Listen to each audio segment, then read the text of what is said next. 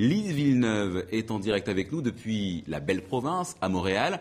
Lise, ce qui étonne, c'est le timing. Pourquoi lancer ces élections en pleine période estivale ?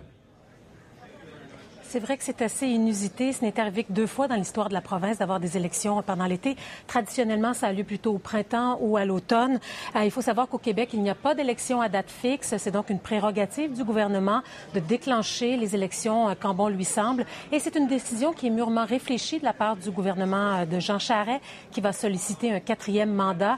En tenant cette campagne au mois d'août, il évite d'être éventuellement éclaboussé par des révélations de la commission Charbonneau. Il s'agit d'une commission d'enquête publique qui enquête sur des allégations de corruption et de collusion dans l'attribution des contrats publics. Et cette commission doit reprendre ses travaux plus tard cet automne, après la date des élections du 4 septembre. Alors, des élections annoncées en pleine révolution érable, la grève des étudiants contre la hausse des frais de scolarité. C'est difficile, Lise, de ne pas faire le rapport. Effectivement, ce vaste mouvement contre la hausse des droits de scolarité décrété par le gouvernement Charest, qui a donc entraîné des milliers d'étudiants et de Québécois dans les rues de Montréal, mais dans d'autres villes aussi au Québec. C'est un mouvement qui a duré plus de 3 mois, qui a été très spectaculaire, qui s'est un peu essoufflé avec l'arrivée des grandes vacances estivales.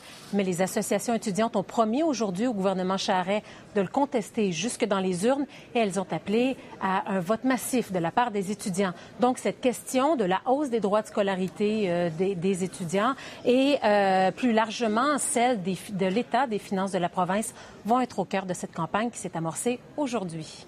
Lise Villeneuve en direct de Montréal. Merci Lise pour ces explications.